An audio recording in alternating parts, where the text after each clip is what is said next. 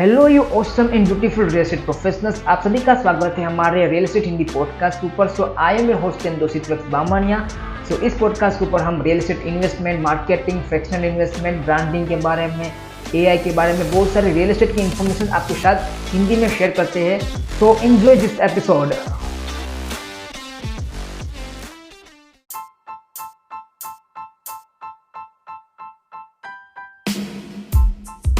Hello, आप सभी का स्वागत है हमारे इस वाले वीडियो के ऊपर, या फिर अगर आप पॉडकास्ट सुन रहे हो तो पॉडकास्ट के ऊपर भी आप सभी का स्वागत है। तो डेफिनेटली आपने कई बार सुना होगा कि रियल एस्टेट में एप्रिसिएशन मिलता है, एप्रिसिएशन मिलता है, ठीक है। तो आखिर में ये एप्रिसिएशन होता क्या है?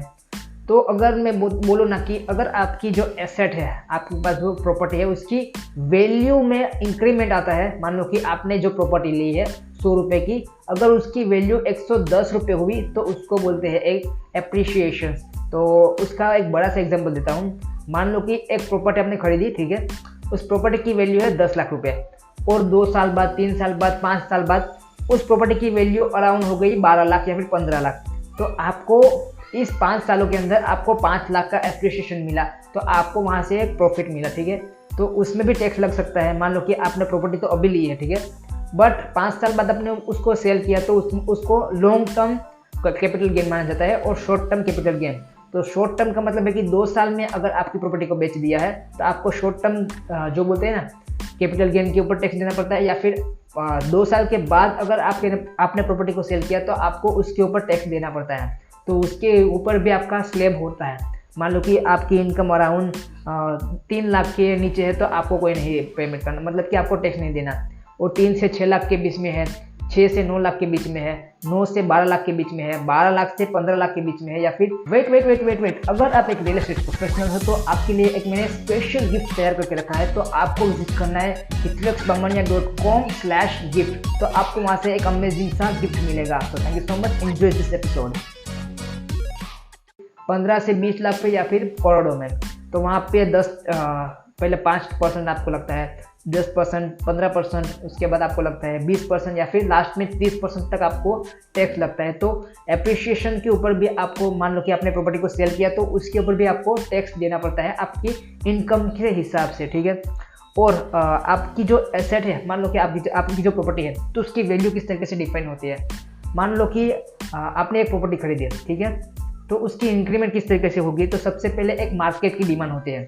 मान लो कि जिस भी लोकेशन में है आपकी ये प्रॉपर्टी, तो वहाँ पे अच्छी क्या स्कूल है, वहाँ पे कॉलेजेस है, हॉस्पिटल है, और क्या वहाँ पे इंफ्रास्ट्रक्चर होने वाला है, या फिर इंफ्रास्ट्रक्चर वहाँ पे बिल्ड होने वाला है, या फिर जहाँ पर भी आपकी प्रॉपर्टी है वहाँ एमिनिटीज अवेलेबल है कि नहीं, रिटेल शॉप हो गए या फिर मॉल हो गए, क्या वो वहाँ से बाजू में पड़ता है कि नहीं। तो इस हिसाब से भी आपकी प्रॉपर्टी की इंक्रीमेंट मतलब कि एप्रिसिएशन होती है।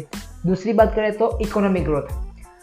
मान लो कि अब हमारी जो इंडिया की जो ग्रोथ है, इकोनॉमिक ग्रोथ, वो स्काई में आगे जा रही है, बहुत ज़्यादा आगे बढ़ रही है। तो इसकी मदद से भी इन्फ्लेशन भी आपको पता होगा कि डेली मतलब कि ईयरली आपका बढ़ता है।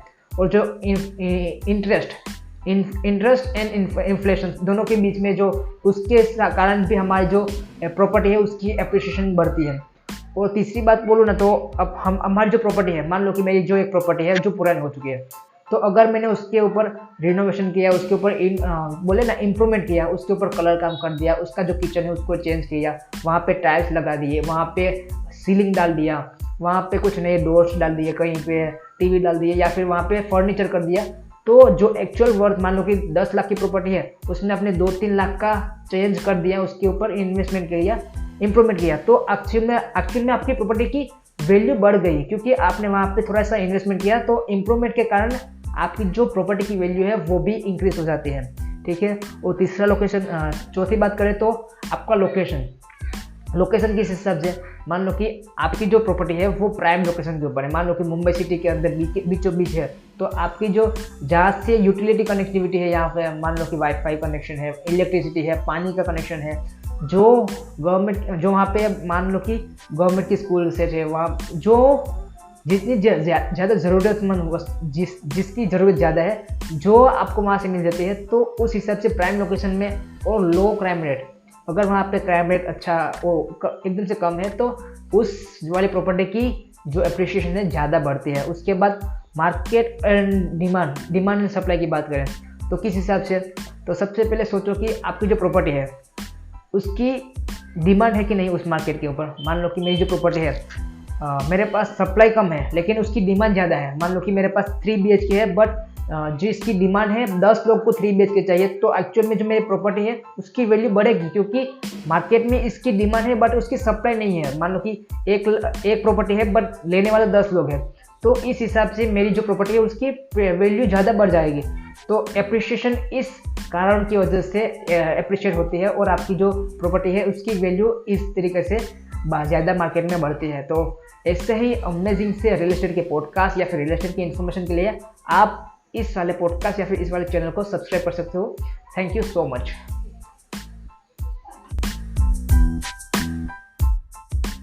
थैंक यू सो मच कि आप हमारे इस वाले पॉडकास्ट के एंड तक बने रहे हैं, तो दिल से थैंक यू सो मच। अगर आपको इस वाले पॉडकास्ट से वैल्यू मिली है तो अपने सोशल मीडिया के ऊपर शेयर कीजिए, अपने दोस्तों के साथ शेयर कीजिए। और अगर आप इस वाले पॉडकास्ट को स्पॉटिफाई के ऊपर सुन रहे हो तो प्लीज़ वहाँ पे सब्सक्राइब कीजिए। अगर आप एप्पल पॉडकास्ट के ऊपर सुन रहे हो तो वहाँ पे सब्सक्राइब कीजिए, फॉलो कीजिए। और थैंक यू सो मच कि जो भी करो लाइफ में जोरदार करो, be always happy. Thank you so much, मिलते हैं नेक्स्ट एपिसोड में।